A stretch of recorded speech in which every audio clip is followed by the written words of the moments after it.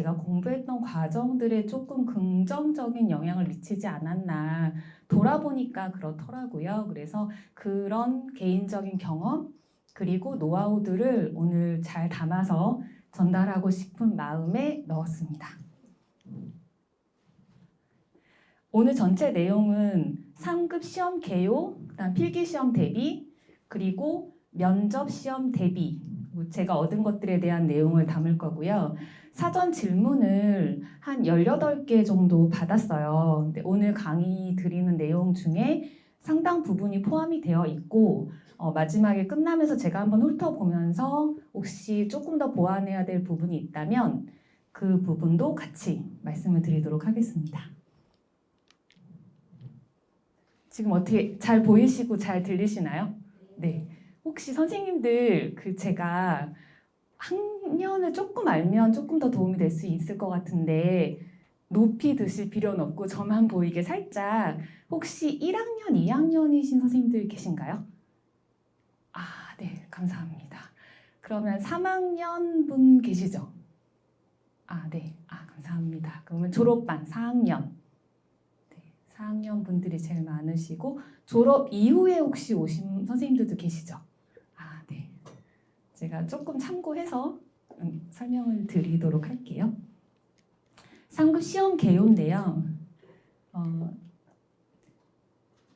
저희가 시험 보는 게 24회 시험이에요. 그래서 필기를 보고 면접을 보는데 필기를 보통 1차라고 하고 면접을 실기라고도 부르고 2차라고도 부릅니다.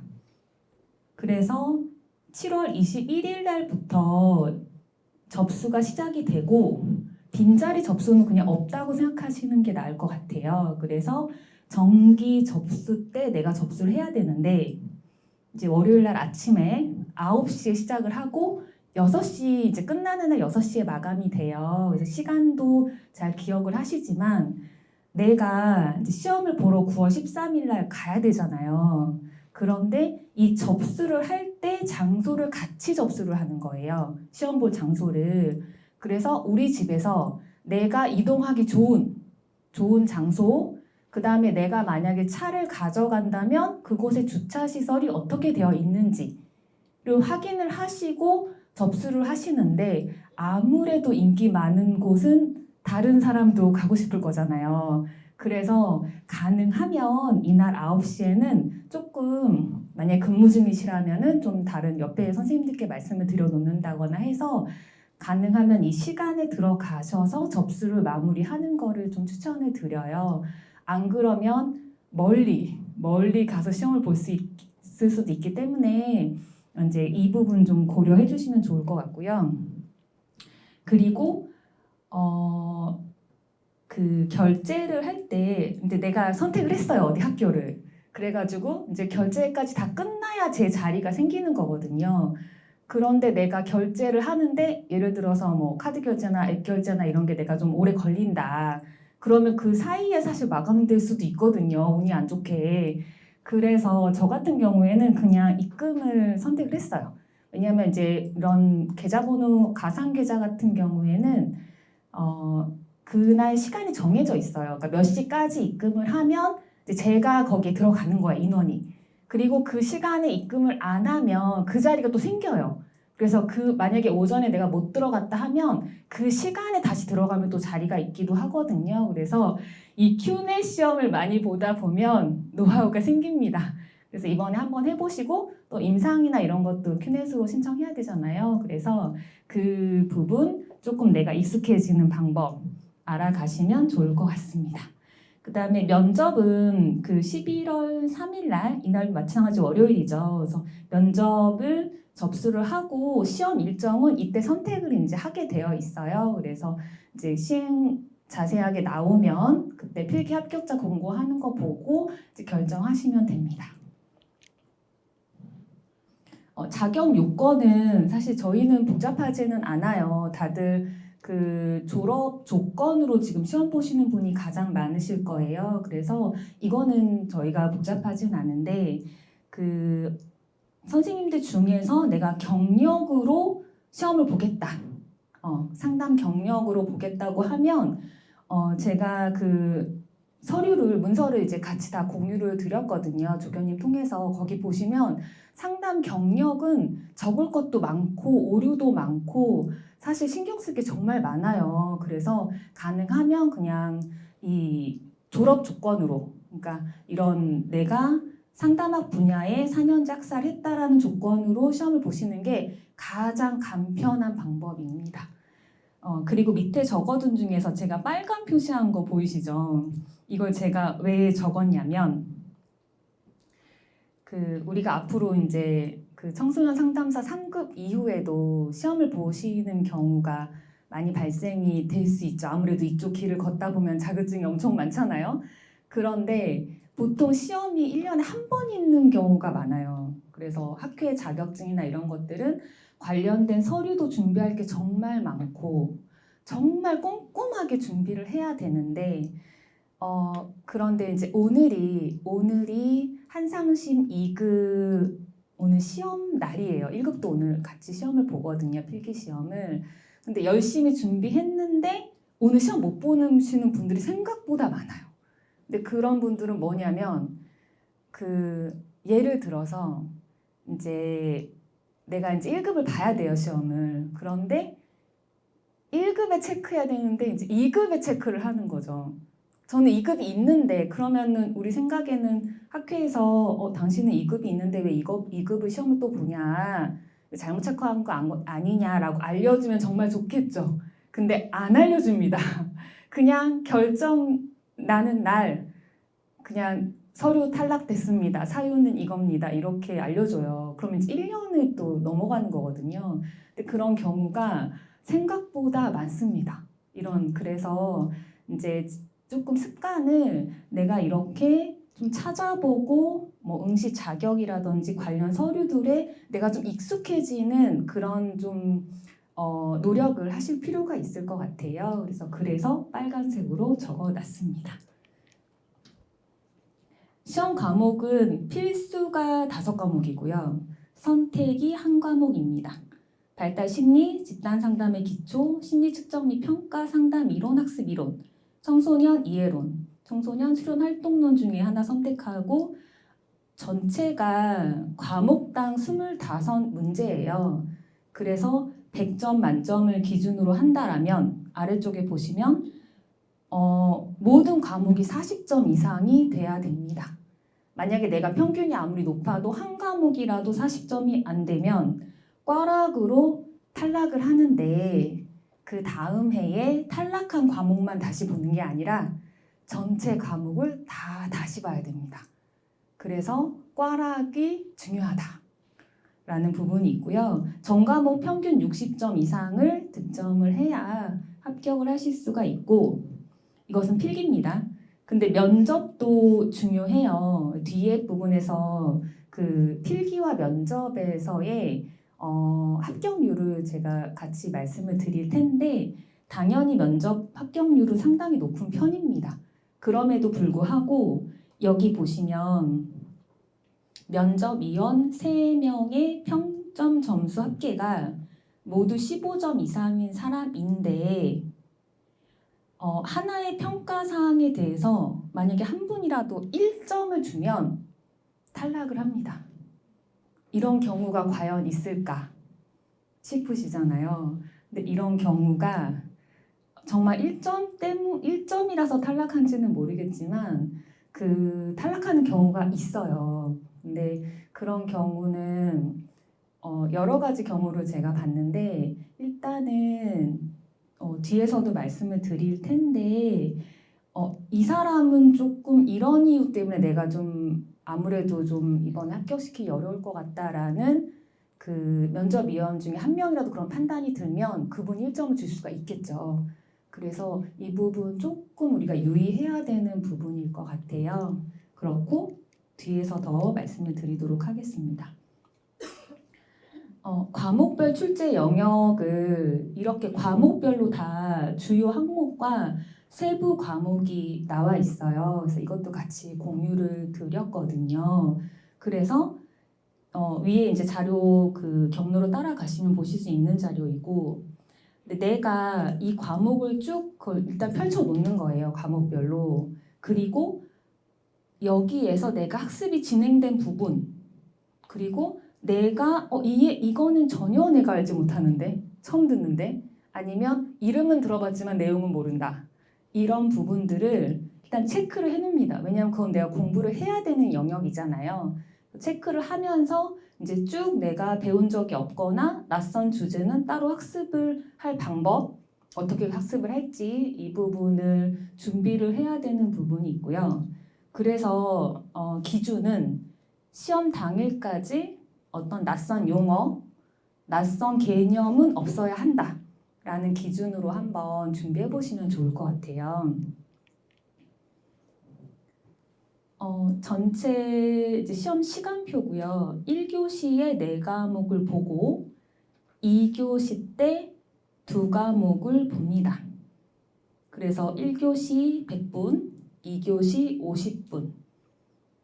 50분을 보는데, 그러면 지금 그 문제당 시간 계산이 나오시잖아요.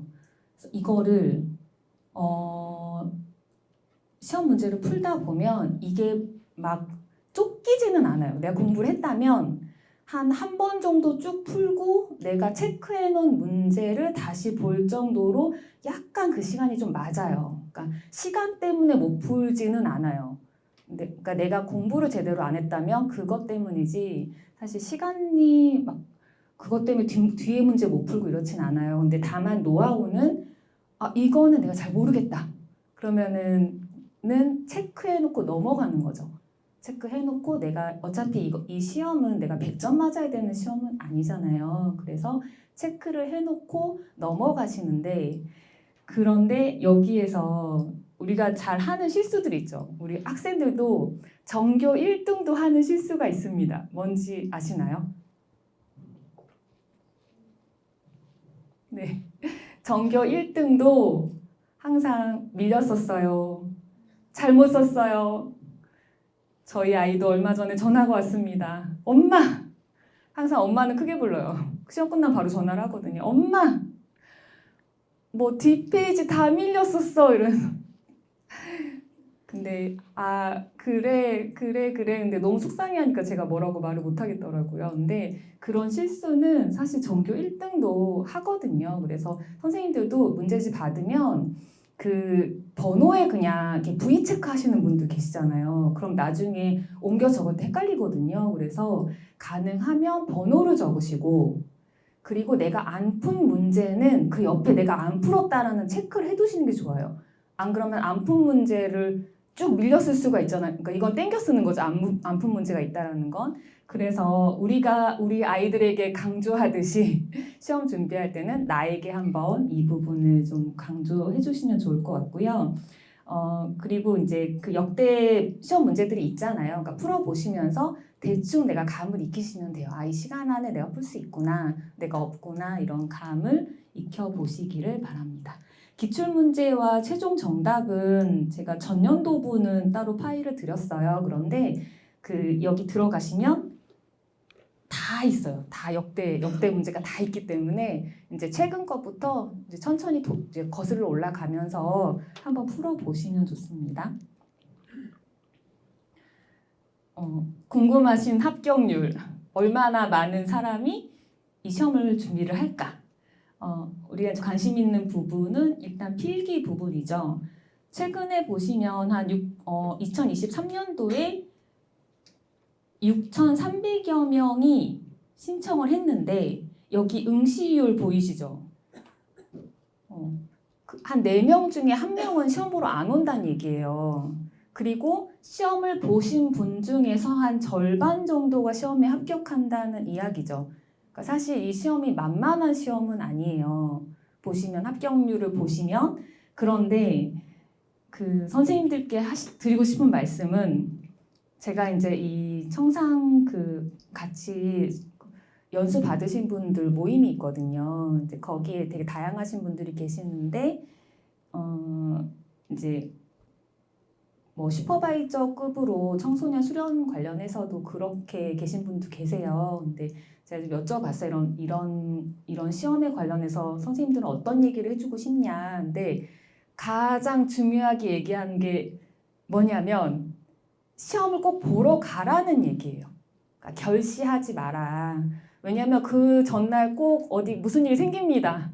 그리고 어디도 아픈 것 같고 컨디션도 안 좋은 것 같고 막 가기 싫은 마음 올라오잖아요. 그쵸? 그런데 그런 마음을 잘 이렇게 나에 대한 보상으로 뭐 시험 끝나고 나는 생맥주를 마시겠다.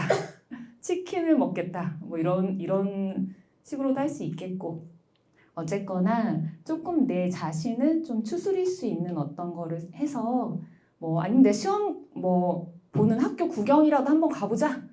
시험장 어떻게 생겼는지 한번 보기라도 해보자. 이런 마음으로도 갈 수 있을 것 같아요. 그래서 꼭 시험을 보러 간다. 내가 준비를 얼마큼 했든지 간에 상관없이 결시하지 않고 최선을 다한다라는 생각으로 해주시면 좋을 것 같고요.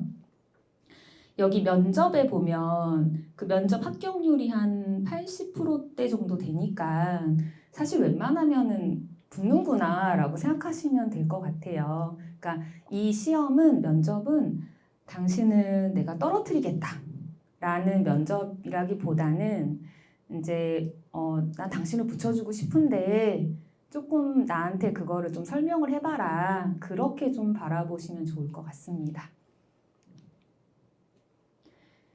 이게 그 채점 통계인데 이 자료는 필기 합격했을 때 잠깐 공개를 하고 그 다음에는 다시 이제 내려가는 자료예요. 그래서 지금은 사이트에 올라가 있지는 않고요. 혹시 이 자료 보면서 어느 부분이 가장 눈에 띄시던가요? 눈에 가장 딱 들어온 게 어떤 부분이세요?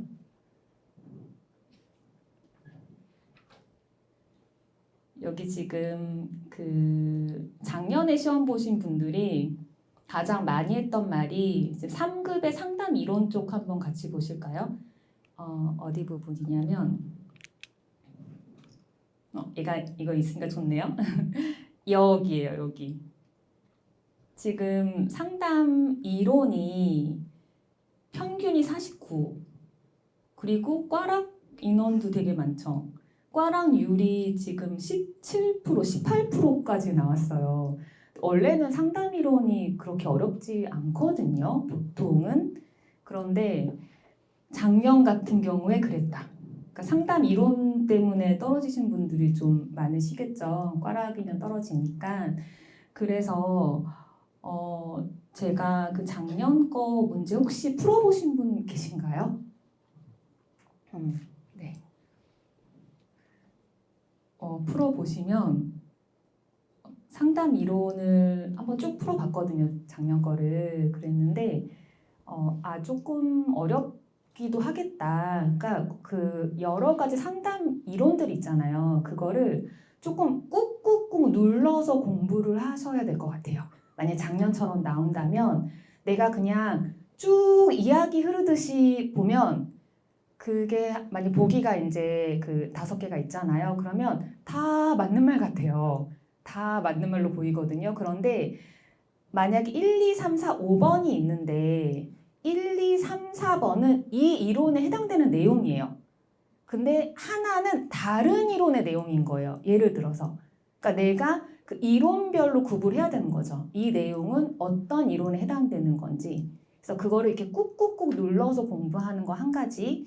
그리고 거기 안에 예를 들면 어떤 하나의 이론의 뭐 순서라든지 그 안에 이렇게 쉼표를 통해서 어떤 개념들을 이거를 다룬 겁니다라고 했을 때 그 중에 하나가 아닌 경우들이 있더라고요.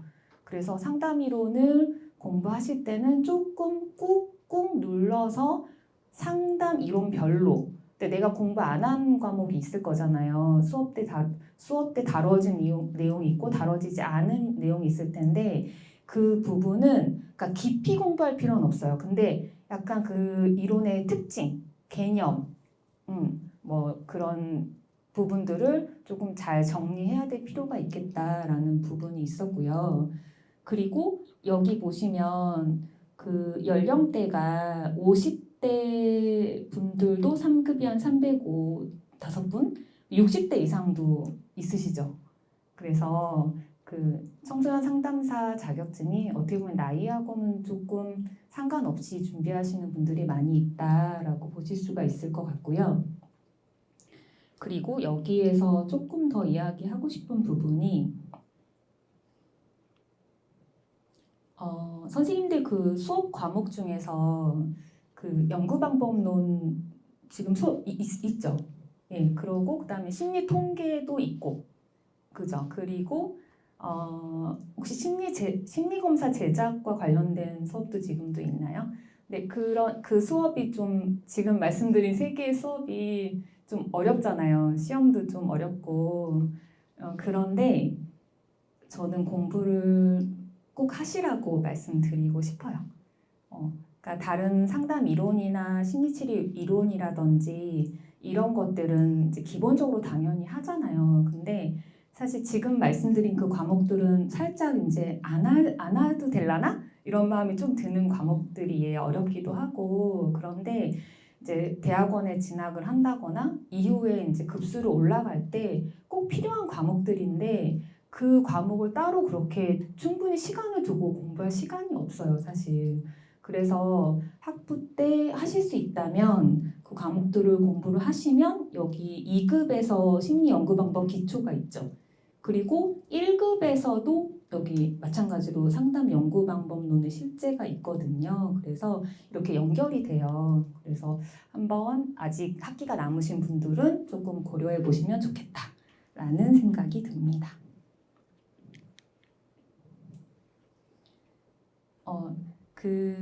이 부분도 약간 헷갈리시는 분들이 계시는데 처음에 필기는 그냥 봅니다. 그러니까 뭐 서류를 이때 내는 건 아니에요. 그래서 순서가 어떻게 되냐면 필기 시험을 접수하고 그 다음에 필기를 보고 그다음 합격자 발표가 나옵니다. 그러면 면접을 접수해서 면접 시험을 보고 그리고 나서 서류를 제출하는 거예요. 그래서 지금 내년에 2월에 졸업 예정이신 선생님들은 올해 시험을 보시는 거예요. 그래서 내년 졸업이 확정이 되면 그걸 서류로 제출을 하시게 됩니다. 순서가 그렇기 때문에 졸업 전에 시험을 볼 수 있다. 그리고 나서 합격을 해도 합격증이 안 나옵니다. 왜 안 나오냐면 여기 자격 연수 있잖아요. 이거 자격 연수를 다 받아야 자격증이 나옵니다. 그래서 시험이 끝나고 바로 나오는 게 아니라 한참 있다가 나온다라는 부분을 말씀을 드리고요. 이 세부적인 내용들은 여기 밑에 보시면 자격시험 시행 공고에 나와 있어요. 그래서 이 부분 참고하시면 좋을 것 같고, 특히 이제 시험 보러 가시기 전에는 내가 어떤 것들 준비해야 되는지 또 준비하면 안 되는 것들이 있는지를 한번 확인하고 가시기를 추천을 드립니다.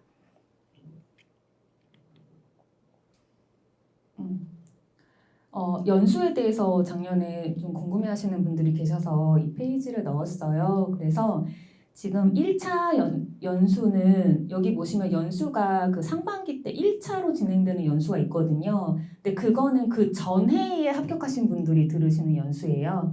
그래서 이제 내가 합격을 해도 제일 먼저 시작되는 연수에는 해당이 없고, 여기 보시면은 2, 4분기에 연수에 참여를 하실 수가 있는데 이거를 순차적으로 신청을 받는 게 아니라 한 번에 다 받아요. 그래서 내가 이때 조금 광클릭이 안 된다 그러면 뒤로 밀려나요. 아무래도 빨리 받고 싶을 거잖아요, 다들. 그래서 이게 뒤로 밀려나기도 하고 그렇기 때문에 물론 아예 못 받지는 않겠죠. 제가 연수 못 받았다는 분을 듣지는 못했거든요. 그런데 연수가 언제까지 받아야 된다라는 게 없어요. 그러니까 그냥 몇 회를 그냥 걸으시는 분도 계시거든요. 그런 분들이 갑자기 몰리면 그러면 아무래도 인원이 좀 그 자리가 좀 부족할 거잖아요. 그래서 이 일정들도 잘 챙기고 계셨다가, 근데 이거는 지금 현재 있는 건 올해이기 때문에 내년 일정이 따로 나오겠죠. 그래서 참고하셨다가 여기 이러닝 강의 수강하고 그다음 화상 교육 수강하고 나서 그다음에 이제 비용도 이제 33만 원. 네, 항상 뭐든지 비용이 들어가죠. 그래서 이 부분 참고하셔가지고 내가 이제 직장을 다니거나 아니면 좀 어떤 다른 이제 준비할 것들이 있으면 그 일정을 좀 참고하셔서 내가 언제쯤 연수를 듣겠다라는 거를 계획을 하시면 좋을 것 같습니다. 취업률을 궁금해 하시는 분들이 계신데 앞에 선생님께서 말씀 주신 부분도 있고 그래서 이 부분은 좀 참고해 주시면 좋을 것 같고 취업률이 상당히 높잖아요. 근데 이거는 그 답변을 하신 분을 기준이기 때문에 모든 사람을 다 합격자를 다 기준으로 삼은 건 아니기 때문에 그냥 참고 정도 해주시면 좋을 것 같아요. 아, 이런 곳들에서 일하는구나 라고 아시면 좋을 것 같습니다. 이제 청소년 상담사 상급을 취득을 했는데 이걸 어디에다가 내가 활용할 수 있을까라는 부분을 좀 정리를 했고요. 이 부분은 자료에도 잘 제가 좀 넣어놓은 부분도 있고 해서 조금 빨리 나갈게요. 괜찮으시죠? 네. 그래서 이제 내가 전일제 청소년 동반자를 하겠다 나는 라고 마음을 먹으셨다면 그 응시 자격이 지금 자격증 소지, 그 다음 실무 경력, 그 다음 대학원 3학기 이 세 가지 중에 두 가지가 돼야 이제 지원을 할 수 있도록 대체로는 이렇게 되어 있어요. 기관들이. 근데 여기에서 가장 우선시 하는 게 자격증입니다. 네. 그러니까 똑같은 조건이라면 자격증이 있는 사람이 우선이거나 아니면 자격증은 꼭 있어야 되거나 이렇게 조합을 해요. 나는 경력은 없어. 그러면 대학원 3학기차 이상이면 가다에 해당돼서 지원을 할 수 있기 때문에 이런 장점이 있고요. 이런 그 청소년 기관이나 아니면 사회복지 기관이나 이런 곳들에서는 그 학사 졸업 이후의 분들을 뽑는 경우들이 있어요. 근데 이런 경우에도 자격증이 있는 경우를 좀 요하는 부분이 있거든요. 그래서 내가 기관에서 좀 전일제로 일을 하고 싶다라고 한다면 그거에 대한 하나의 루트가 될 수 있을 거고요.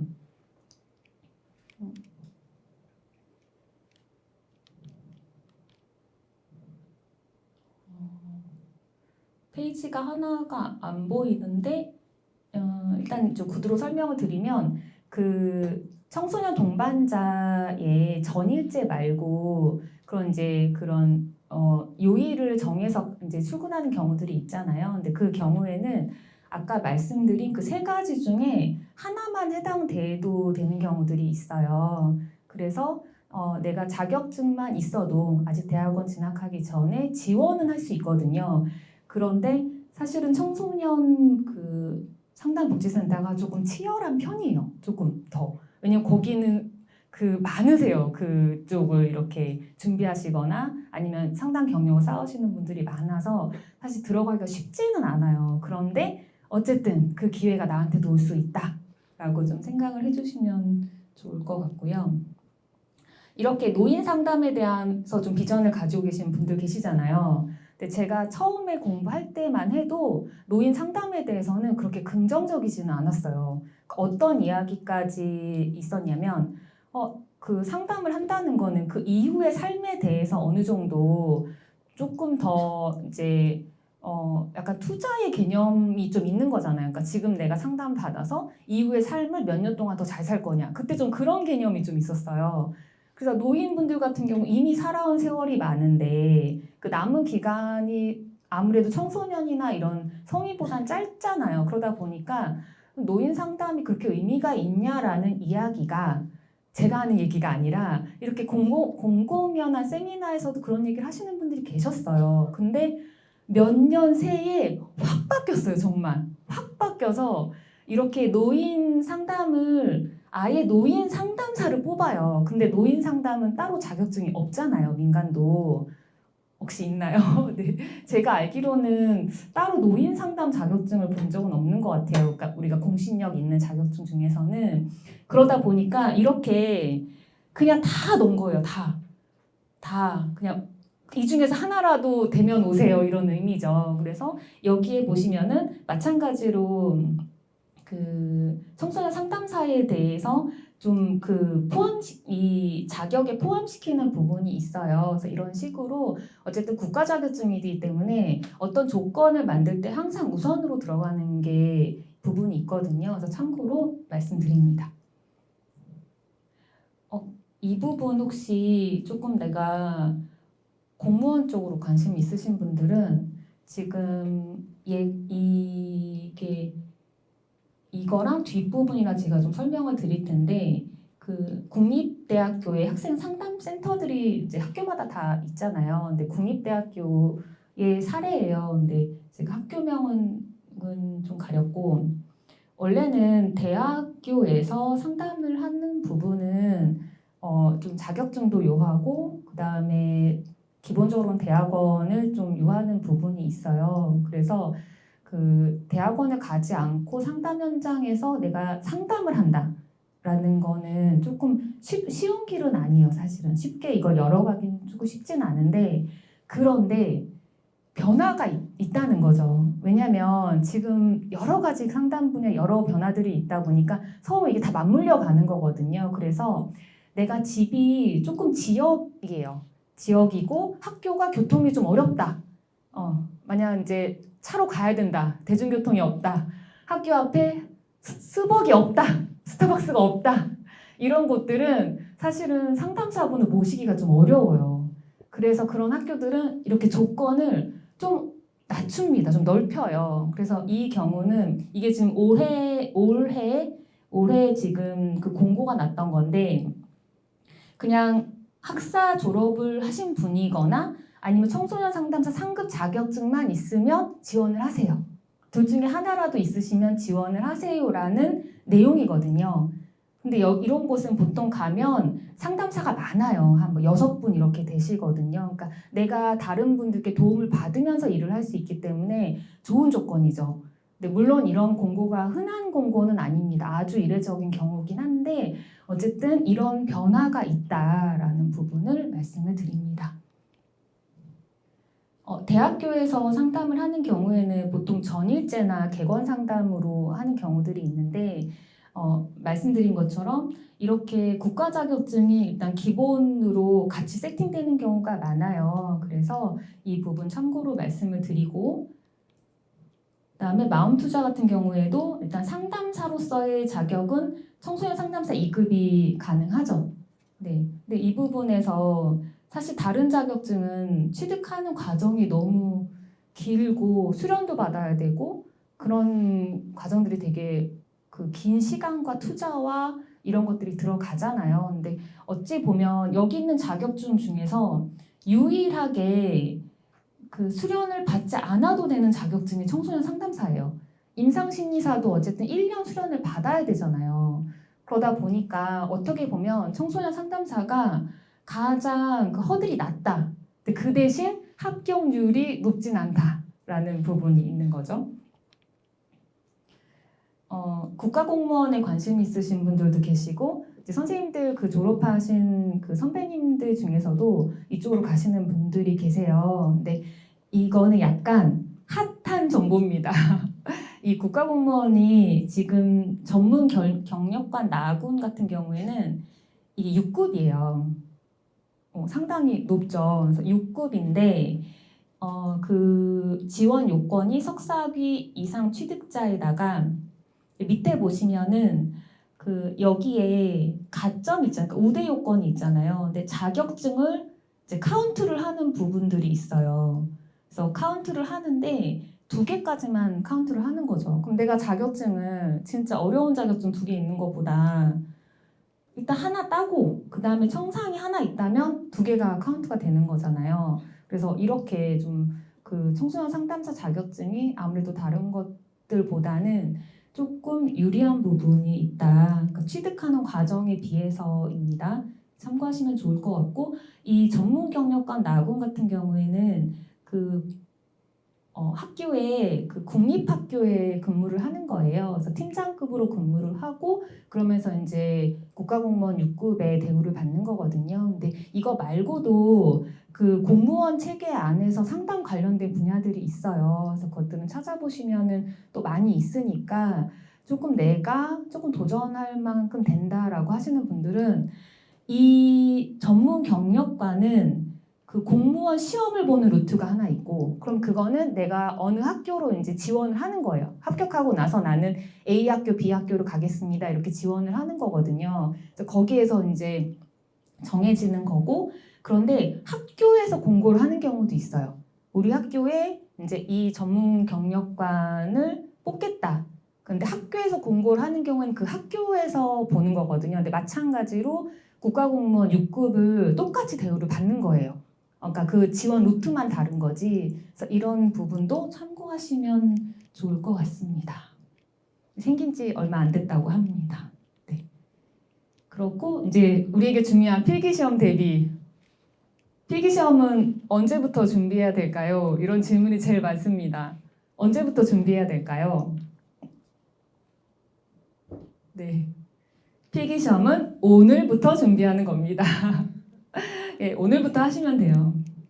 미리 하신 분들은 좋고 미리 못했다고 하더라도 오늘부터 하시면 됩니다. 근데 어떻게 하냐면 기출 문제가 반복되지는 않아요. 내가 기출 문제 외워서 갔다. 그러면 그 시험은 아주 어려운 시험이 됩니다. 그래서 기출 문제가 반복되지 않기 때문에 내가 기출 문제를 공부할 때는 아, 시험 문제가 이렇게 나오는구나. 내가 이 이론에서 이 부분이 부족하구나라는 거를 내가 그걸 공부하는 어떤 방안으로 생각하셔야 되지, 기출 문제를 외워서 볼 수 없다라는 부분 말씀드리고, 그럼 기출 문제를 외워서 볼 수 있는 시험이 있냐?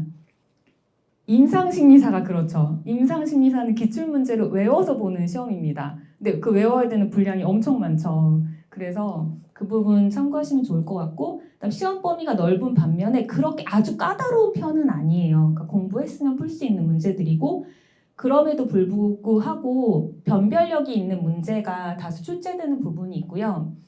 다지선다는 없어요. 근데 이건 있죠. 다음 중 네 가지 보기 중에서 옳은 것만 고른 것은, 이렇게는 있어요. 근데 어쨌든 그 다지선다는 없다. 선생님도 시험 볼 때 다지선다가 제일 어렵죠. 그렇지 않나요? 열심히 풀고 있는데 뒤에 10문제 다 다지선다인 과목 어쩌다 있을 때 있잖아요. 그러면 다 골라라. 세상 다 골라라가 제일 어렵습니다. 다 맞는 얘기 같고 다 틀린 얘기 같고. 다행히 그거는 없다라는 부분이 있고요. 그 60점만 넘으면 되는 부분.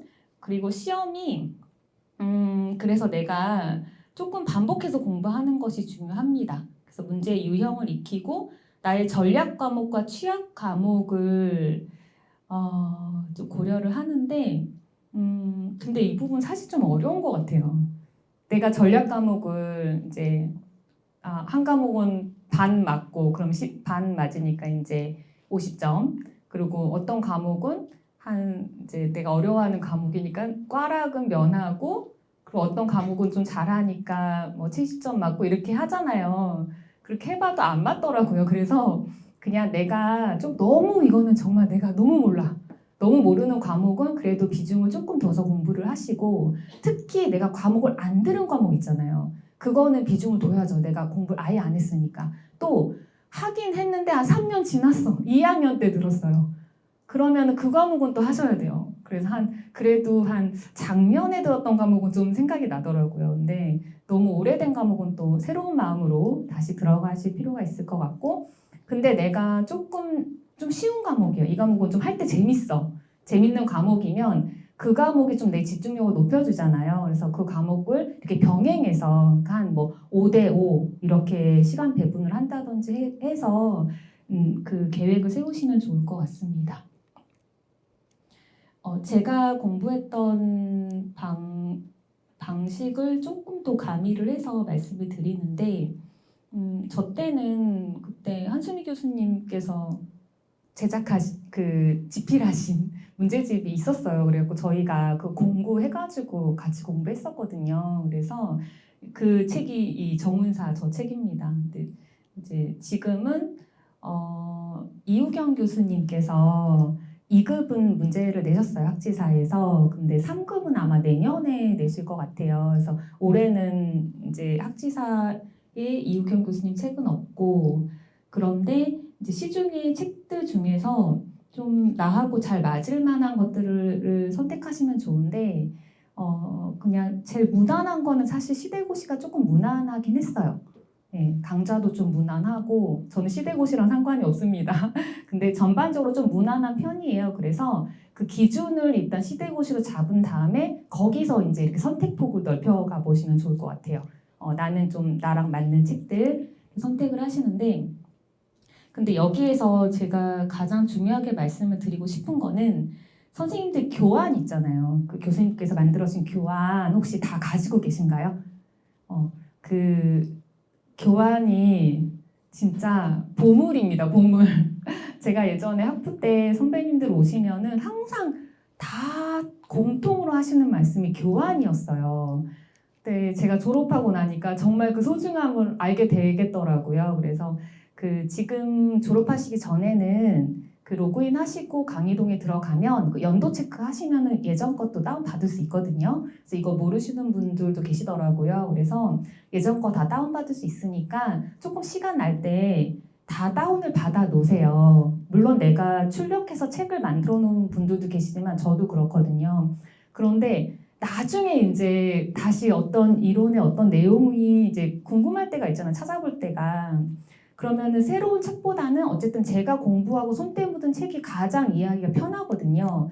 그런데 약간 그게 어느 과목에서 배웠지라고 이럴 때가 있어요. 배우긴 배웠는데 어느 과목에서 배웠지? 그리고 어느 챕터에서 배웠지? 이게 잘 기억이 안 날 때가 있거든요. 너무나게 과목이 많으니까. 근데 그럴 때 그냥 PDF 한 군데 몰아놓고 검색하면 다 나오잖아요. 그래서 엄청 유용합니다. 그래서 교환은 꼭 귀하게 보물로 간직을 하시고 그래서 이 시험 준비할 때도 너무 새 책, 막 한 번도 보지 않은 책을 갖다 놓으면 첫 페이지 딱 넘겼을 때 마음이 무너집니다. 이게 무슨 말인가. 그래서 가능하면 어차피 시간도 좀 짧잖아요. 그러니까 내가 공부했던 교환, 내가 배웠던 과목을 먼저 보시고 거기에서 아까 누락된 부분 있잖아요. 없는 부분. 그 부분만 시중의 책이나 이런 걸로 찾아보면서 이렇게 왔다 갔다 하시면서 공부하시는 게 좋을 것 같아요. 왜냐면 저희가 시험이 1년 남은 게 아니잖아요. 이제 며칠 안 남았기 때문에 내가 기존에 손때가 묻은 걸로 공부하는 게 가장 좋아요. 그래서 그 부분을 참고로 말씀을 드리고 그리고 시험 공부하다 보면 약간 헷갈리는 내용이 있어요. 근데 얘가 한 1시간 전에 보면은 괜찮은 거 있어요. 내가 괜찮은 거. 그런 거는 따로 요약집에 쭉 적어 놓고 현장에 가서 좀 일찍 가잖아요. 그때 한번 쭉 훑어보는 그런 간단한 요약집을 만드시는 것도 추천을 드립니다.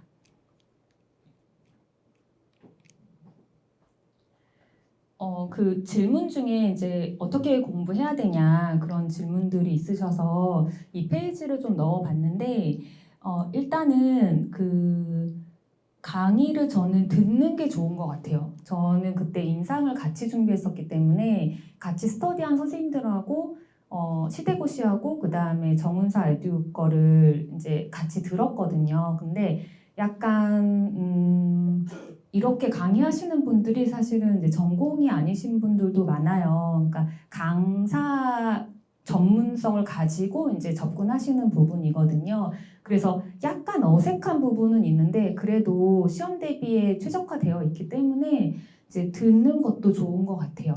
근데 왜냐면 이제 내가 책을 딱 폈는데 사실 한 페이지 한 페이지 넘어가는 게 쉽지가 않아요. 이게 보다 보면 졸리고 이게 뭔 소린가 싶고 이러기 때문에 근데 이 시험은 서술형 시험은 아니잖아요. 어쨌든 내가 많이 들으면 좋은 거거든요. 그래서 강좌를 조금 배속을 해서 듣다 보면 들리기도 하고 또 중간에 이 부분은 좀 내가 전혀 모르겠는데 하는 부분도 있고 하거든요. 그래서 조금 속도감 있게 진행할 수가 있어요. 그래서 그 부분을 같이 좀 하는 부분 좀 고려해 보시면 좋을 것 같고 근데 생각보다 시중에 2025 강의와 그 교재가 그렇게 많이 나와 있진 않더라고요. 근데 작년 거보다는 만약 이왕에 구입하실 거면 올해 거를 보는 게 좋겠다라는 생각이 들었고 그 다음에 여기 그 나눔복지교육원 강의도 저는 이걸로 공부하진 않았었는데 나중에 찾아보니까 강의를 잘 하시더라고요. 그래서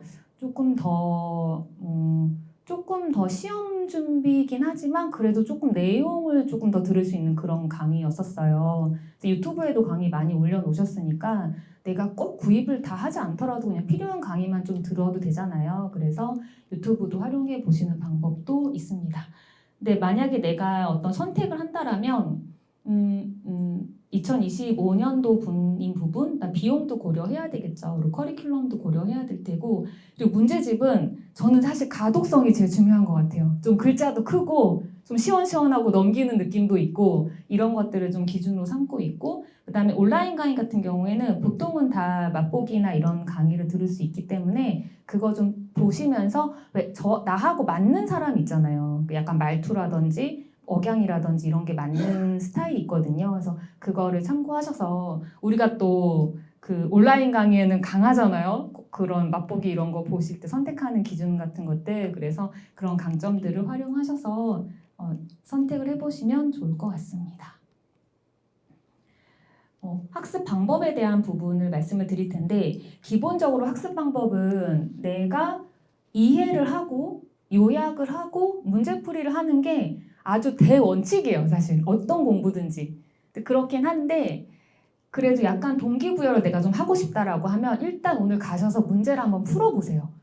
한번 쭉 풀어보세요. 그러면 생각보다 점수가 잘 나올 수도 있거든요. 또 안 나오면 어차피 공부할 거니까. 그래서 한번 풀어보시면서 나의 어떤 그런 자세를 약간 시험 준비 모드로 이렇게 만들어가는 것들 해보시면 좋을 것 같고요.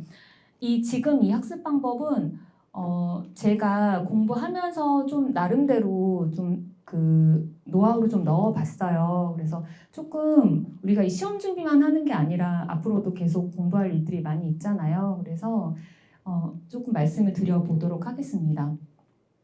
가장 중요한 게 저는 환경 조성이라고 생각을 합니다. 네. 그래서 물리적인 환경과 사회적인 환경을 조성하는 게 가장 중요한 것 같아요.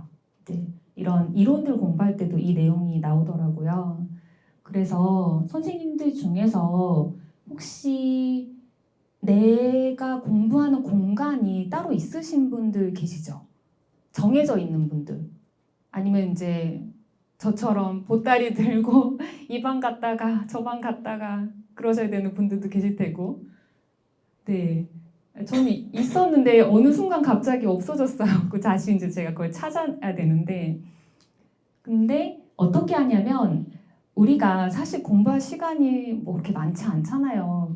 할 일이 얼마나 많습니까? 공부만 하시는 사람은 정말 부럽죠. 그런데 그래서 그 공간 마련이 좀 중요한 것 같아요. 그러니까 어느 공간이든 집안에 내가 방해받지 않는 어떤 한 공간을 정하세요. 그리고 그 공간은 내가 공부하는 공간이라고 일단 공표를 하는 겁니다. 가족들한테. 그래서 제가 학부 때 저희 아이들이 둘 다 초등학생이었거든요. 근데 저희가 줌 수업도 많이 있고 하니까 제가 그 자리에 앉아서 이렇게 모니터를 보고 있으면 아이가 한번 지나가다가 살짝 이제 입모양만 얘기를 해요. 엄마 수업이야 수업 이러면서 뭐 그렇게 약간 입모양을 얘기하는데 그럴 때 어떤 느낌을 받냐면 내가 배려받고 있구나 이런 느낌 받거든요. 공부할 때 그게 좀 중요한 것 같아요. 그래서 그 공간에서 내가 배려받을 수 있게끔 그리고 가족들도 나를 배려할 수 있게끔 세팅을 해놓으시는데 그 아이들 왜 공부한다고 그러면은 들어갔다가 문제집 가지러 나왔다가 물 마시러 나왔다가 앉으면 전화 오죠. 전화 옵니다. 그 전화 받으러 나갔다가 그리고 다시 앉으면 어떠죠? 피곤합니다. 우리도 그래요. 우리도. 그래서 그 앉아서 바로 시작하시는 겁니다. 무조건. 그냥 그래서 저 같은 경우에는 왜냐면 그 집에 얼마나 저를 찾는 사람이 많아요. 그 사람뿐만 아니라 뭐도 찾죠?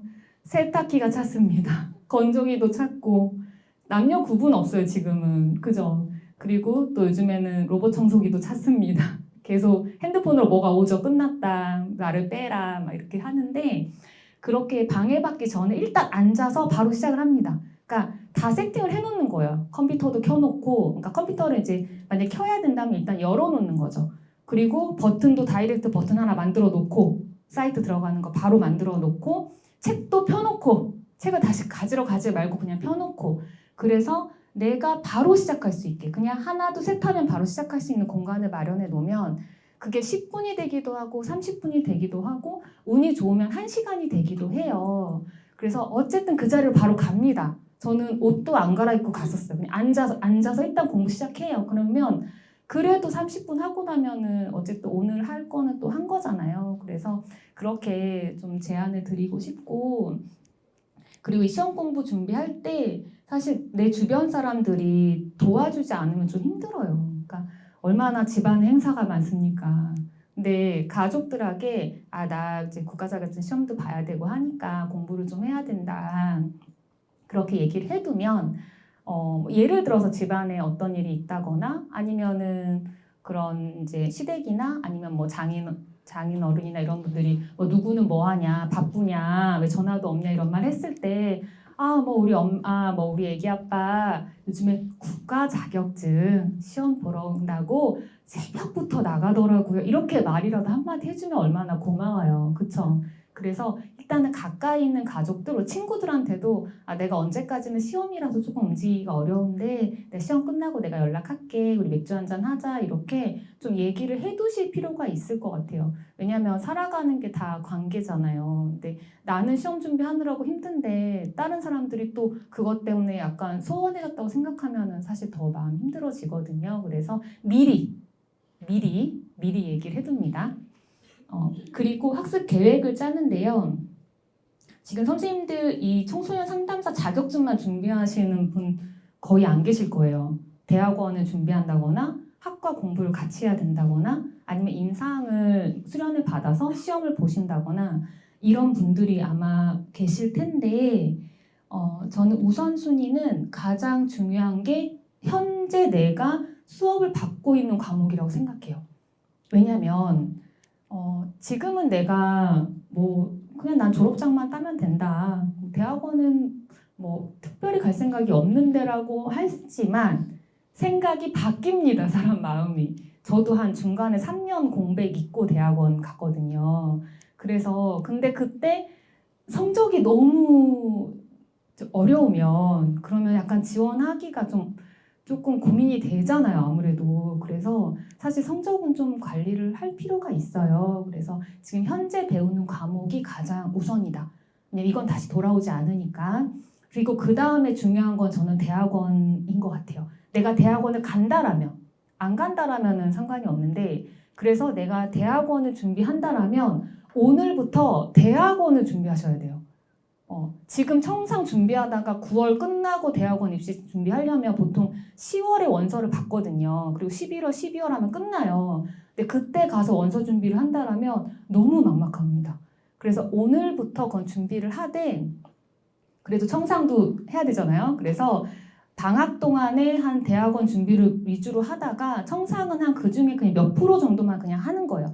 어차피 상담이로는 대학원 준비할 때 같이 해야 되잖아요. 그러니까 조금 일정 부분만 할애하고 가다가 시험 전에 한 3주 아니면 시험 전에 한 2주 정도만 바짝 청소년 상담사를 준비를 하는 거예요.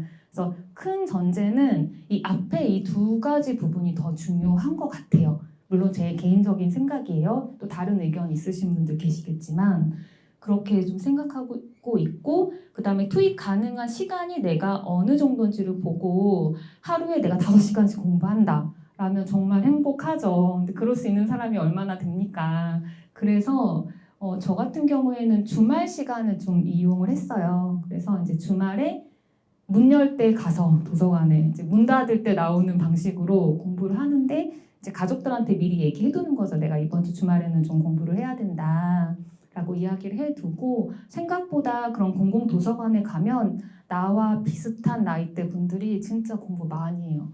진짜 제가 가서 반성합니다. 진짜 많이 하고 그래서 보통 이제 10시에까지 문 닫는 곳들도 있잖아요. 물론 일찍 닫는 곳도 있지만 그래서 저는 이제 문 열 때 가서 문 닫을 때 나오는 방식으로 공부를 했는데 아직 과목이 남으신 분들은 이거를 제가 좀 추천을 드려요. 어떻게 하냐면 중간고사가 왔다. 그러면 이제 몇 회 독을 하시는 분들이 계시잖아요. 물론 그렇게 하기 어려운 경우도 있는데 그 문 열 때 들어가서 이제 그 시험 범위가 보통 8강 정도 되면은 1강부터 약간의 배속을 하면 딱 떨어져요. 10시에. 그 배속을 해서 들으시면 그러면 시험 범위를 다 들을 수가 있거든요. 한 번에. 물론 배속을 좀 해야 됩니다. 그리고 밥 먹을 시간이 없어서 약간의 간식을 좀 가져가면 그러면 하루 만에 시험 준비를 끝낼 수가 있거든요. 그래서 그 방법을 좀 추천을 해드리고 싶고 한번 해보시면 아마 조금 매력을 느끼실 거예요. 그래서 매일매일 2시간씩 하는 것보다는 하루 몰아서 저는 하는 게 나은 것 같아요. 왜냐하면 시간도 좀 보장이 되고 매일매일 한다는 게 사실 쉽지 않아요. 제일 어려운 게 매일매일 하는 겁니다. 그렇고 그다음 개념 이해를 할 때는 현재 내가 개념 이해 수준을 파악을 하시는 부분이 중요할 테고 그다음에 과목을 각자 하시는 것보다는 좀 묶어서 공부하시면 좋아요. 그러니까 여기 보면은 발달 심리랑 청소년 이해는 좀 비슷한 내용이잖아요. 그러니까 묶어서 같이 공부하는 거죠. 그리고 상담 심리랑 그다음에 집단 상담을 좀 묶어서 같이 공부를 하는데 그렇게 하시면 좀 공부가 서로 관련이 있으니까 조금 더 수월한 부분이 있고 그리고 선생님들 그 과목 신청할 때도 마찬가지예요. 지금 약간 학년이 조금 더 뒤에 남으신 분들은 과목을 신청할 때 제가 처음 수업 신청할 때 다 심리학을 신청한 거예요. 다 무슨 심리학, 무슨 심리학. 그림이 그려지시죠? 처음에 공부하는데 도대체 무슨 말인지 하나도 모르겠는 거예요. 다 심리학이야. 그런데 나중에 노하우가 생겨가지고 만약에 이제 7과목을 신청을 하면 한 두 과목 정도 비슷한 걸 묶는 거예요. 그러니까 약간 비슷하게 다루는 내용이 있으면 묶어서 수업을 신청을 하면 한 초반에는 좀 힘들어요. 근데 나중에는 한 중간 정도 가면 이 과목에서 앞단에 나왔던 내용이 이 과목에서 뒷단에 나오거든요. 그래서 훨씬 공부하기가 수월해져. 이해의 폭도 깊어지고 그래서 수강 신청할 때도 좀 그 부분 고려하시면 좋을 것 같고 저렇게 시험 공부할 때도 묶어서 공부하시면 더 도움이 될 것 같습니다. 그 암기를 해야 되는 부분들이 있는데 세상 참 암기가 저는 어렵더라고요. 암기가 잘 되시는 분들 계시죠? 제가 그 대학원 진학하기 전에 대학원 스터디를 이제 밖에서 했었어요. 근데 거기는 이제 어리신 분들도 많고 그러다 보니까 전 정말 신기한 게 면접 질문의 답안을 만들어놔요. 한 10줄짜리를. 그리고 그걸 암기를 하더라고요. 그래서 저걸 어떻게 외우지? 근데 사람마다 그게 좀 다른 것 같아요. 역량이. 그래서 암기를 잘하시는 분들은 조금 어떤 부분에서 유리한 면이 있고 저처럼 암기가 약한 사람들은 백지 노트에다가 쭉 한번 이렇게 적으면서 공부를 하는 거예요. 그러면 좀 암기하기가 훨씬 수월하고 그리고 제가 작년에 이 자리에서 그 학습 이론 중에서 강화와 처벌 있잖아요. 그거랑 그다음 마샤의 그 정체감 이론에 대해서 그거는 이제 청소년 이해로도 나올 수도 있고 발달 심리에서 나올 수도 있는데 그거를 제가 설명을 드렸었는데 이게 문제 보니까 작년에 나왔더라고요. 물론 누구나 그 문제가 나올 거라는 건 아무나 다 예상할 수 있습니다. 그렇긴 한데 이렇게 바둑판이 만들어지는 거 있잖아요. 바둑판이 만들어져서 4칸 채워야 되는 거 있죠. 그거는 정확하게 외워두시는 게 좋아요. 거의 나온다고 보시고 우리가 학습이론 공부할 때 강화와 처벌이 그렇게 헷갈려요. 근데 한 번만 제대로 외워두시면 되거든요. 강화와 처벌이 4가지가 있죠. 뭐가 있죠? 그쵸. 정적이 있고 부적이 있잖아요. 그러니까 기준이 이게 바둑판이 만들어진다는 건 정적이 있고 부적이 있죠. 그 다음에 강화가 있고 처벌이 있으니까 4칸이 만들어지는 거잖아요. 근데 이거를 사례마다 외우면 너무 헷갈려요. 그냥 이거에 대한 기준을 외워두시는 거예요. 그래서 그냥 오늘 외우세요. 이 자리에서. 만약에 정적이다라고 하면 이 강화와 처벌은 뭐죠? 강화는 뭐죠? 내가 자극을 주는 거예요. 주는 게 강화예요. 처벌은 뭐죠? 그런 자극을 뺏는 거예요. 내가 뺏는 거예요. 이 2가지만 일단 외워놓는 거예요. 그럼 정적은 뭐냐면 이 행동을 증가시키는 거예요. 증가시키기 위한 게 정적이에요. 그 부적은 뭐냐면 행동을 감소시키는 거예요. 이 개념만 외워놓으면 아까 여기 시험 문제 보신 분들은 아실 텐데 여기에서 이 개념만 하나 있으면 1번에서 바로 얘가 아닌 게 나오거든요. 그래서 그 부분을 외워두는 거죠. 정적, 부적, 강화, 처벌. 지금 헷갈리시는 분들은 집에 가서 문제를 딱 피면 이해가 됩니다. 바로. 그렇고 그 마샤의 정체감 이론도 그것도 이름이 여러 가지잖아요. 그러니까 좀 헷갈려요. 근데 정체감을 획득은 나올 리가 없겠죠. 그거 다 됐다는 얘기잖아요. 어쨌든.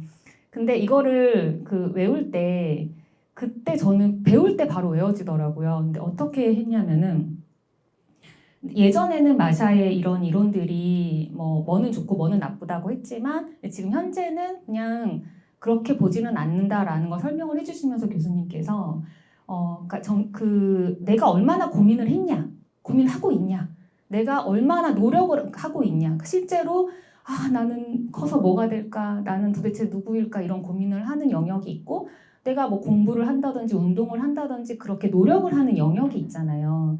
근데 그걸 두 가지 다 한다라면 정체감을 획득을 하겠죠. 근데 어떤 아이는 고민이 없는데 의사가 된 거예요. 대대로 의사예요. 대대로 의사들은 고민은 안 하지만 노력은 하는 거죠. 머리도 좋을 테니까 공부도 하고. 그러면 이 경우는 고민은 없지만 노력은 한 경우죠. 그래서 그게 유실이에요. 근데 그럼 또 유실 헷갈리죠. 그냥 유실이가 의사가 됐다고 저는 생각을 했어요. 그렇게 외웠어요. 그랬더니 그다음부터 좀 편하더라고요. 이건 제 방식인 거고 뭐 유실이가 다 의사가 되진 않을 수도 있잖아요. 그래서 선생님들께서 나름대로 그 안에 기준을 한번 마련해 본 다음에 그냥 그 자리에서 외워놓는 거예요. 그럼 이게 두고두고 생각이 나는데 두고두고 문제에 나옵니다. 그래서 그렇게 한번 외울 수 있는 것들은 그 자리에서 외워놓는다라는 부분이고요. 그다음에 모의고사 학교에서도 서비스 제공해 드리잖아요. 그래서 그 문제 풀어보시는 것도 좋고 그다음에 기출문제 그 예전에 나왔던 문제 풀어보시는 것도 좋을 것 같습니다. 여기까지 괜찮으신가요? 지금 괜찮으세요? 네. 예상 질문 한번 만들어봤는데 올려준 질문하고도 좀 연관되는 부분들이 있는데 저희가 이렇게 대소사가 많은 경우가 있습니다. 한참 있어요. 대소사가 많이 있는데 여기에서 핵심어는 저는 이건 것 같아요. 좀 더 잘 준비해서 우리가 이런 마음 들잖아요. 좀 더 잘 준비하고 싶다. 이런 마음이 드는데 이 시험은 100점을 맞아야 되는 시험이 아니에요. 그래서 그냥 올해 지금 준비하는 게 제일 좋으신 것 같아요. 그리고 내가 그러니까 졸업하고 나서 준비하시는 분들 아마 지금 만약에 내가 학습을 계속 이어가고 있다라면은 좀 괜찮을 것 같은데 내가 학습을 이어가고 있지 않은데 이 시험을 준비해야 된다. 그럼 좀 어려워요, 사실. 내가 일상적으로 다른 삶을 살고 있는데 이제 시험 준비만을 위해서 이걸 해야 되는 거잖아요. 근데 재학생 분들은 어쨌든 학교 수업도 듣고 특강도 듣고 이렇게 공부 과정이 있기 때문에 이게 연결이 되거든요. 그래서 이제 가능하면 공부를 할 때 같이 하는 게 좋을 것 같고요. 그리고 내년에 무슨 일이 생길지 모릅니다. 사람 일이 몰라요, 정말. 그래서 그냥 할 수 있는 만큼 한번 해보는 게 좋겠다라는 생각이 들고요. 대학원을 준비하시는 분들이 그런 마음이 들어요. 들어가면 어차피 나 졸업하면 2급 자격 조건이 되는데 내가 3급을 준비할 필요가 있을까 이런 마음이 드실 텐데 제 생각에는 저희 대학원 선생님들도 3급이 있으신 분들이 많이 계시거든요. 근데 이제 실질적인 도움은 어떤 게 있냐면 내가 시험을 준비한 어떤 경험 이게 실질적인 도움이 되고 또 하나는 뭐냐면 선생님들이 이제 수련을 받거나 하실 때 검사를 해야 되잖아요. 심리 검사를. 근데 심리 검사가 이제 인사이트에도 있고 그다음에 마음사랑에도 있는데 마음사랑에 내가 심리 검사 자격을 갖추려면 그 조건들이 있어요. 너가 대학원 뭐 졸업이야? 너 무슨 자격증 있어? 그거에 따라서 그 조건들이 있는데 청소년 상담사 3급이 있으면 그 조건에 해당이 돼서 거기 안에서 추가적인 어떤 교육을 받는다거나 하면 그 검사를 할 수 있는 자격이 주어져요. 근데 그게 내가 아무것도 없다. 그러면 사실 좀 내가 검사를 해야 되는 상황에서 조금 애로사항이 발생이 되겠죠. 물론 내가 졸업하고 2급 따고 들어가면 그때 또 검사할 수 있는 자격이 주어지긴 합니다. 근데 어쨌든 그 기간 동안에는 조금 어려움이 있다라는 부분이 있고 그렇게 연결되는 부분들이 있고요. 그리고 제가 3번 케이스가 사실 저의 케이스였던 것 같아요. 그러니까 너무 할 게 많은 거죠. 임상도 시험도 봐야 되고 마지막 학기에다가 또 대학원도 뭔가 가야 될 것 같은 느낌? 그죠? 가야 될 것 같은 느낌 이런 게 있고 그랬었는데 이런 경우에는 저는 포기하지는 마시고 그냥 내가 가장 중요하다고 생각하는 걸 먼저 하시되 그 시험이 있는 한 2주 정도 전에는 그 시험을 준비하는 거죠. 그러니까 지금 중간고사 있고 기말고사 있고 그 다음에 다행히 올해는 또 청상이 좀 빨리 보니까 어떻게 보면은 중간고사하고는 또 겹치지 않는 부분들이 있잖아요. 그리고 임상도 필기가 있고 실기가 있는데 그런 시험들이 있을 때 내가 가장 중요하다고 생각하는 부분을 먼저 하시면서 한 2주 정도 전에는 그 시험을 준비하는 거예요. 일단 얘는 내려놓고 그렇게 하다 보면 이 과목들이 서로 다 연결이 되거든요. 그래서 어떤 하나를 준비할 때 100이라는 어떤 노력이 들어간다라면 두 개를 준비할 때 200이 들지는 않아요. 뭐 예를 들면 150?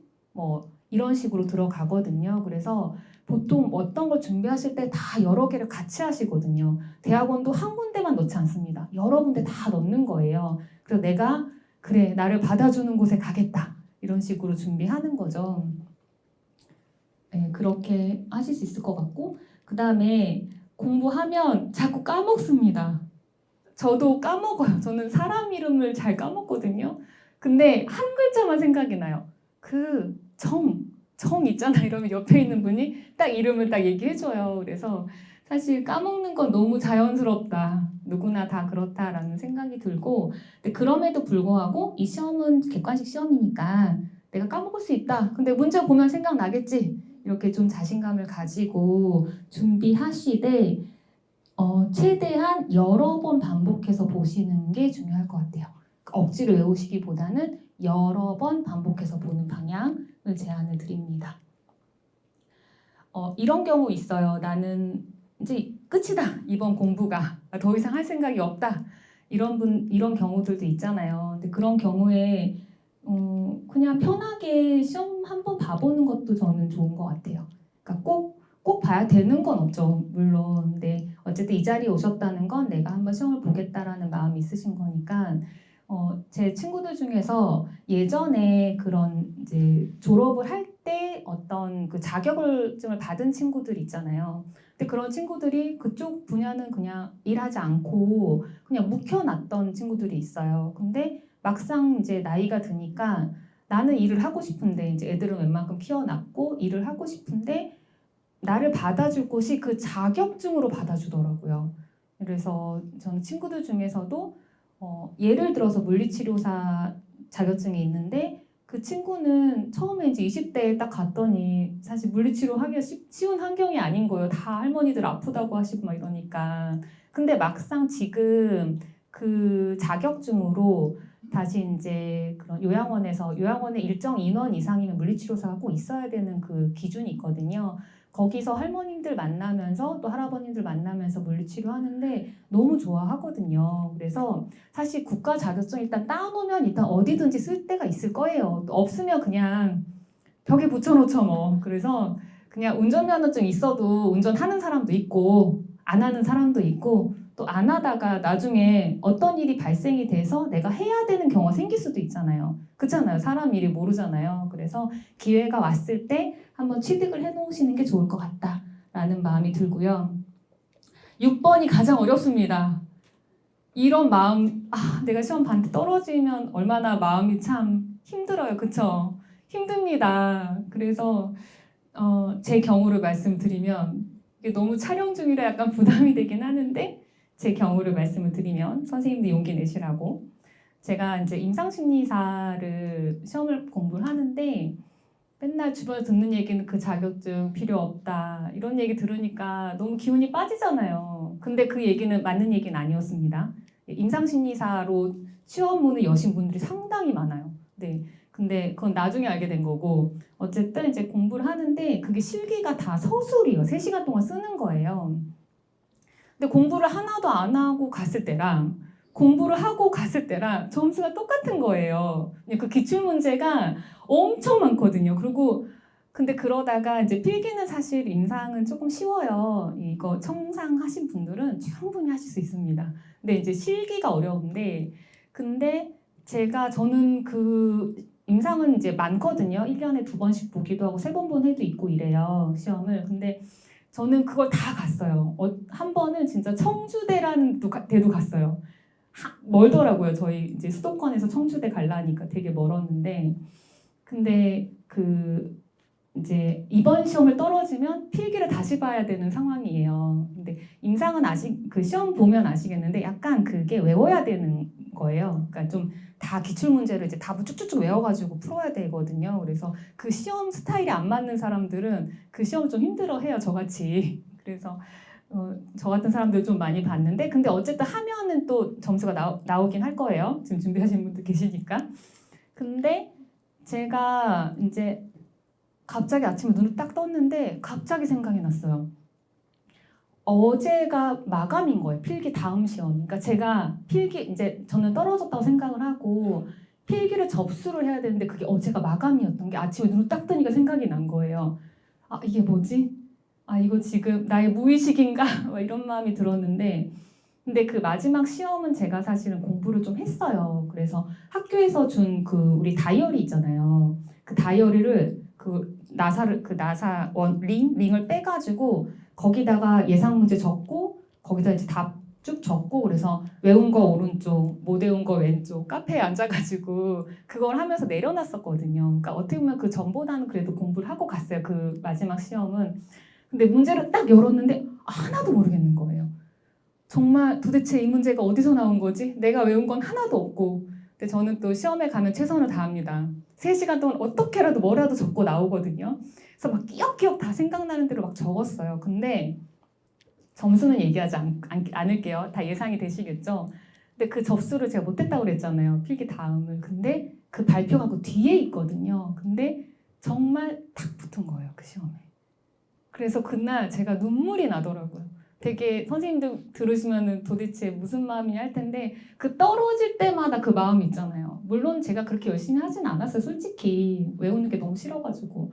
그렇지만 어쨌든 내가 이제 꾸준히 수련도 받고 공부도 했었는데 그 떨어질 때마다 그 마음. 그래서 그 학교에서 보통 시험을 보는데 항상 끝나고 나면 운동장에 앉아서 이제 전화기를 들고 이제 하소연을 하는 거죠. 하소연 받아줄 사람한테. 근데 그랬었는데 그 합격 소식 듣고 이제 같이 수련 받으신 선생님한테 전화를 하는데 막 눈물이 나는 거예요. 그래서 참 이게 뭐라고 참 그렇다 눈물이 난다. 근데 또 그런 과정들이 다 의미가 있었던 것 같아요. 그래서 다음 시험 준비할 때는 조금 더 잘할 수 있겠다는 약간 그런 희망 같은 게 좀 생기거든요. 그래서 그런 경험들이 어디 가지 않는다. 다 나한테 남아있다라고 생각을 하시고 그래서 6번 같은 경우는 주변에 든든한 친구분들을 만드셔서 같이 손 붙들고 울고 웃으면서 공부하시면서 좀 힘내보시는 걸 말씀을 드리고 싶습니다.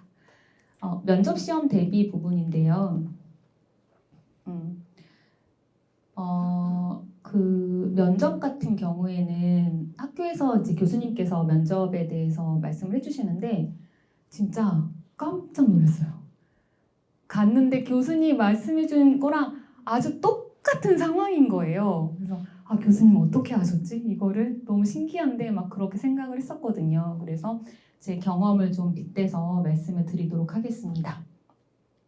일단 면접 상황이 어떠냐면 그 면접장이 막 그렇게 큰 곳이 아니에요. 뭔가 막 골목골목을 찾아가야 되는 좀 그런 데였거든요. 저는. 그래가지고 그날 또 12월이니까 얼마나 춥습니까? 그래서 막 그 같이 가주신 선생님께서 핫팩을 다 가져오셨더라고요. 근데 사람이 긴장하면 좀 춥잖아요. 근데 다행히 핫팩도 끼고 그 전날 같이 일하는 선생님들이 시험 잘 보고 오라고 이렇게 간식 같은 거를 챙겨주셨는데 그 중에 사탕이 있었어요. 근데 그때가 그 안이 거기만 그랬는지 사람이 많으니까 엄청 건조한 거예요. 근데 이게 화장실을 막 마음대로 들락달락 할 수 있는 그런 분위기가 아니거든요. 되게 엄중한 분위기예요, 면접하면. 그래서 근데 계속 기침은 나오는데 그 사탕을 입에 딱 무니까 되게 도움이 되더라고요. 그래서 이런 것도 하나의 좀 노하우일 수 있을까라는 생각이 좀 들어요. 그래서 간단한 사탕 같은 거 좀 준비해 가시면 도움이 될 것 같아요. 그래서 그 부분 좀 말씀을 드리고 그 다음에 면접에 대한 그 내용은 들어가면 어느 순간 이제 짐을 다 내려놓으라고 합니다. 짐을 다 내려놓으라고 하고 종이를 줘요. 근데 그 종이에 사례가 적혀져 있어요.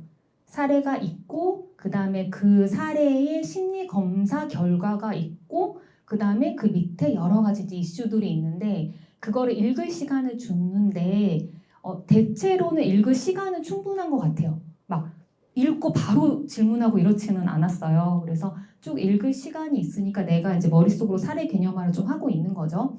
그런 다음에 보통은 2명이 들어가는데 이제 그 면접 방에 들어가는 거예요. 그러면 앞에 3분이 앉아 있습니다.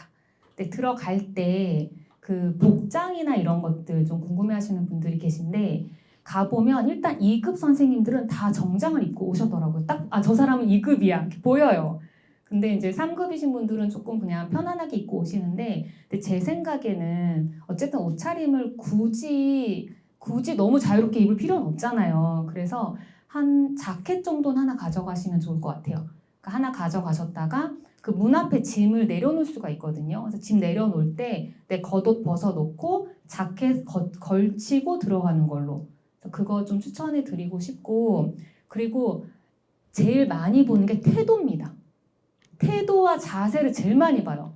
왜냐면 학생들이 직접 만날 사람들이기 때문에 그래서 들어갔을 때 그 우리가 보통 면접 보는 태도 있죠.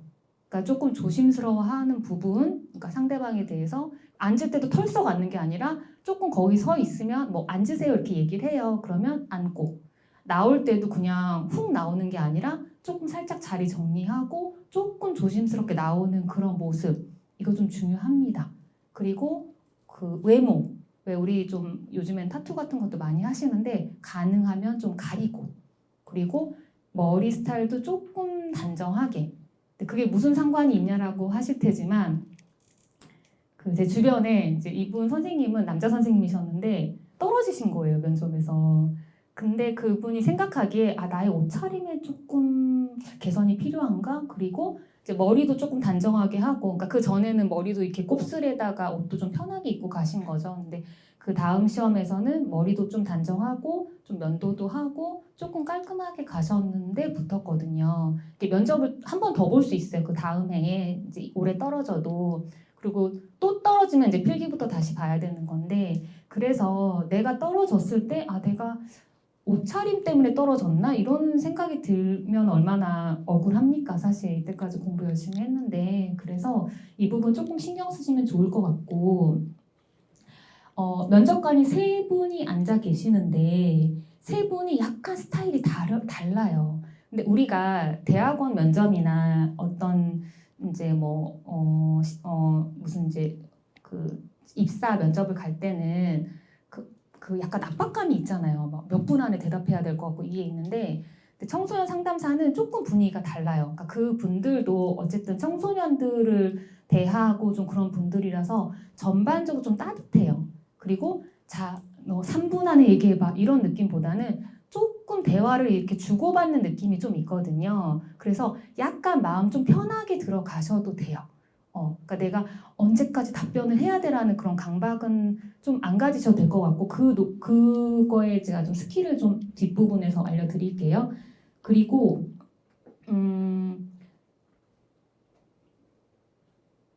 질문은 딜레마 질문인 경우가 많습니다. 그러니까 정답은 없는데 딜레마 질문 아시죠? 그래서 내가 생각하는 이유가 중요한 거예요. 왜 그렇게 생각하는지. 그래서 이유를 잘 설명을 해야 되는 거예요. 대체로 딜레마 질문이 많거든요. 정답을 딱 찝는 질문보다는 그 부분이 있고 그 다음에 내가 이제 뭔가 그 자세에서 뭔가 내가 더 발전해 나가겠다라는 걸 보이면 더 좋을 것 같아요. 그래서 어떤 질문에 사실 잘 모를 수도 있잖아요. 근데 그럴 때 저는 그 부분 잘 모르겠습니다라고 답변을 끝내는 분이 있고 또 다른 분은 이 부분에 대해서는 제가 깊이 있게 공부를 하지 못했는데 지금 말씀하신 부분 들어보니까 정말 중요한 지점이라는 생각이 들었습니다. 제가 집에 가서 이 부분을 좀 더 공부하고 좀 더 발전해 나가도록 하겠습니다 라고 답변하는 거는 완전 천지 차이잖아요. 그러니까 그런 태도와 자세, 내가 발전하겠다라는 그런 마음가짐을 보여드리는 게 중요할 것 같고요. 그리고 이 3번의 경우가 없을 것 같죠? 이 3번의 경우가 있습니다. 왜냐면 우리 마음속에 나는 A라고 생각을 해요. 근데 면접관이 B라고 하는 거예요. 그럼 내가 마음에 불편함이 막 올라올 거잖아요. 그 자리에서 얘기하고 싶잖아요. 제 생각엔 그거 아닌데요. 그거 이러한 이유로 아닙니다라고 하면 그러면 면접 점수가 좀 어려워집니다.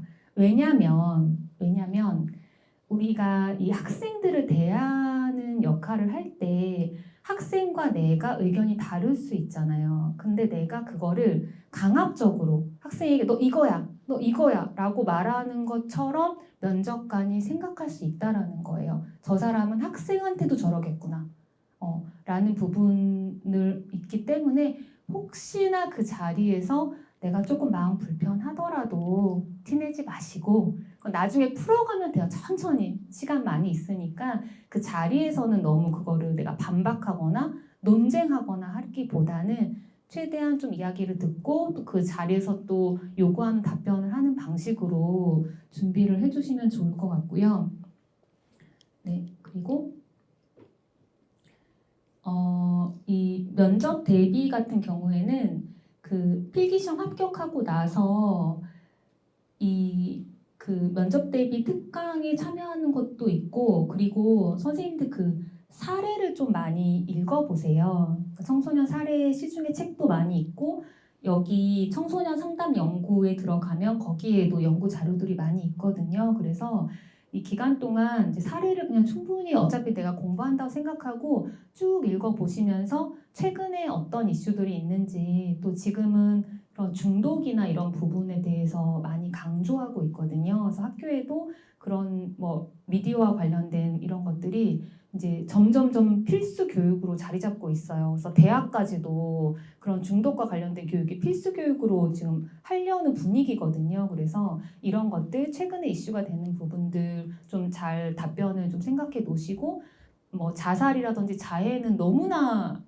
많은 사례잖아요. 그러니까 그런 경우에도 답변을 생각해 놓으시는데 그런데 여기에서 이제 그런 질문 있잖아요. 예를 들면 약간 애매한 질문 같은 거 있어요. 그러니까 아이가 차비가 없다고 한다. 근데 밤이 깜깜해 지금. 깜깜한데 차비가 없다고 그러는데 너 어떻게 할 거냐. 이런 질문을 받을 수가 있잖아요.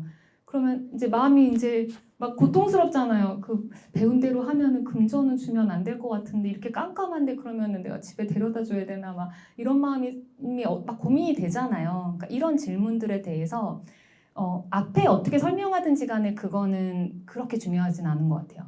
제가 이런 고민이 될 것 같습니다. 막 이렇게 하는데 마지막에는 뭘로 마침표를 찍냐면 그렇지만 제가 결정하지 않고 기관의 방침에 따르겠습니다. 이게 정답으로 가는 방향인 거예요. 그리고 뭐 저의 위에 누구에게 상의를 하겠습니다. 이렇게. 그러니까 내 맘대로 하겠습니다만 아니면 괜찮거든요. 그러니까 이렇게. 그러니까 뭔가 애매한 질문들은 그것도 처음부터 기관의 방침에 따르겠습니다. 이러면 좀 성의가 없어 보이잖아요. 그러니까 앞에 제가 이런 생각이 드는데 그 부분을 같이 상의를 드리면서 기관의 방침에 따르도록 하겠습니다. 이렇게 좀 말씀해 주시면 좋을 것 같아요. 그리고 그 학습 방법은 이제 그 필기 합격을 내가 했지만 발표는 좀 그 간극이 있잖아요. 근데 그 기간 동안에 그냥 내가 합격했다고 생각하고 그동안 미뤄놨던 것들이 있죠. 이제 학과 공부라든지 다른 준비라든지 이런 시험들을 이제 조금 해 나가면서 이제 시간 날 때마다 사례를 읽어보는 시간을 가져보면 좋을 것 같고요. 그리고 제가 그 마지막 학기 때 저는 그 그러니까 마지막 2학기 동안에 가족 코칭 상담을 이제 복수 전공을 했어요. 근데 저는 정말 잘했다고 생각을 하고 있어요, 지금.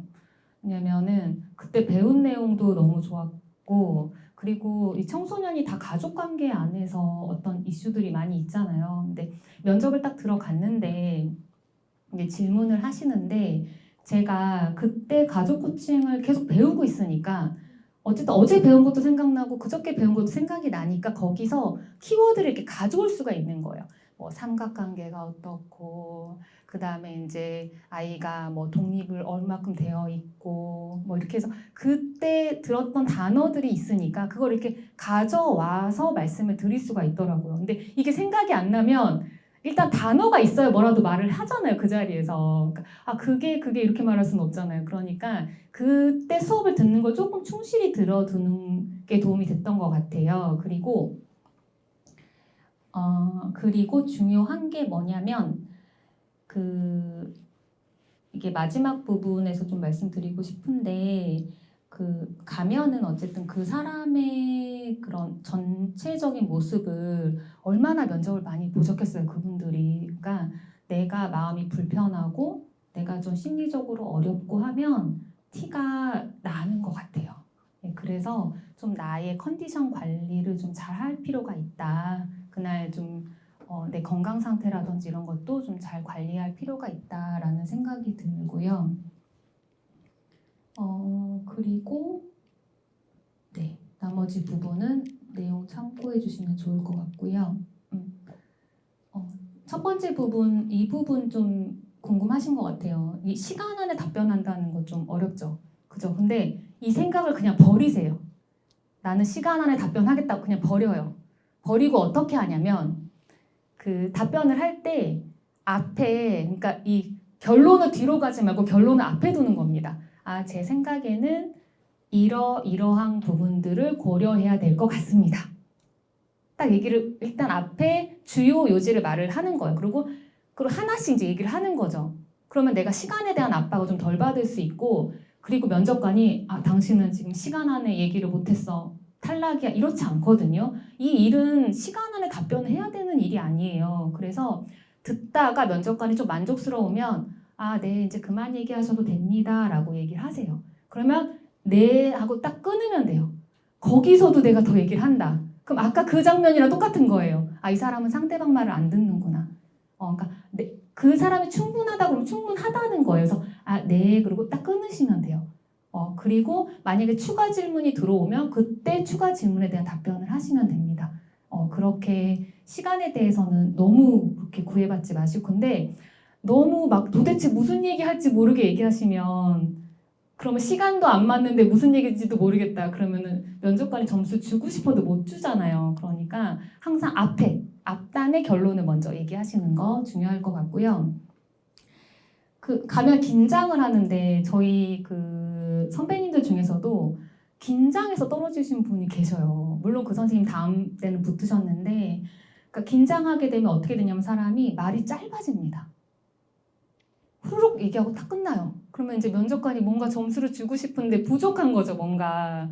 그래서 뭘 또 물어봤는데 이제 그렇게 꼬리 질문이라고 하거든요. 근데 또 후루룩 얘기하고 딱 끝내버린 거예요. 그러니까 떨어지신 거예요. 그래서 이런 게 긴장하면 또 단어도 생각 안 나고 이럴 수 있잖아요. 근데 이런 경우에는 면접관이 이야기한 질문 중에 단어 하나, 아니면 나보다 앞에 답변하신 선생님 계시잖아요. 그 선생님의 답변에서의 어떤 키워드를 딱 가져오는 거예요.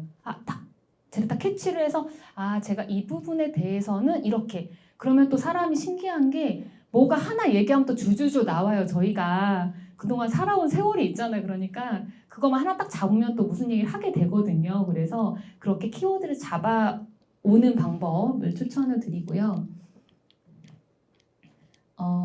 네. 그리고 3번 같은 경우에는 아까 말씀드린 대로 현재 하고 있는 공부, 그리고 내가 좀 사례를 많이 못 봤다고 하면 사례를 충분히 읽어보는 것을 좀 말씀드리고 싶고요. 그 다음에 내가 면접을 했는데 앞에 얘기하신 분의 답이 틀린 거야. 완전 다른 대답을 한 거예요. 그럼 내가 거기에 참견을 하고 싶은 마음이 생길 수 있겠죠. 참견하시면 안 됩니다. 당연히 안 되겠죠. 그러니까 그 질문, 그 답변에 대해서 내가 뭐라고 하면 안 돼요. 나는 면접 보러 간 거지 면접 내가 하러 간 거 아니거든요. 그리고 이분 답변이 내가 말한 거랑 똑같아. 말할 건데. 내가 지금 할 건데 똑같이 얘기했어요. 아, 앞에 계신 분과 똑같이 생각합니다. 이러면 안 되겠죠. 그래서 근데 어쨌든 그분은 그분 답변한 거고 저는 제 답변하면 돼요. 그래서 아, 네, 앞에 말씀하신 분 이야기 잘 들었습니다. 저는 하면서 그냥 내 얘기한 다음에 조금 살을 더 붙이는 거죠. 조금 더 길게. 그러면은 면접관에 점수 주고 싶을 거잖아요. 그래서 그렇게 해서 좀 진행해 주시면 좋을 것 같고, 아, 그 다음에 제가 이 과정을 통해 얻은 것들은 여러 가지 적었는데, 그 자격 연수 외에, 그러니까 저 자격 연수 받을 때 그 실시간 온라인으로 받는데 그 팀을 아예 구성을 해줘요. 그러니까 그 팀이 같이 그 교육을 받는 거거든요. 근데 거기에 되게 다양한 연령층 분들이 계세요. 정말 20대도 있고 50대도 있고 그런데 그렇게 다양한 연령층의 여러 분들과 그리고 생각보다는 사실은 이쪽 심리나 상담 전공하지 않으신 분들이 되게 많으시거든요. 그래서 그분들과 여러 이야기를 나눌 수 있고 관계를 맺을 수 있었다는 거 그리고 그 교육 내용도 자체도 되게 좋거든요. 그래서 그런 게 좀 남았던 것 같고 그 다음에 저도 이제 좀 복습하는 기회가 됐던 것 같아요. 그리고 좀 성장했던 경험이 있고 그리고 아, 이거 하나 그래도 이렇게 한턱 넘어갔다. 내가 조금 그래도 성장했다. 그런 마음을 갖게 되는 것 같습니다. 네. 혹시 제가 빼먹은 내용이 있을 것 같긴 한데 그래도 생각이 나면 또 말씀을 드리고 일단 준비한 거는 이걸로 마무리를 하고요.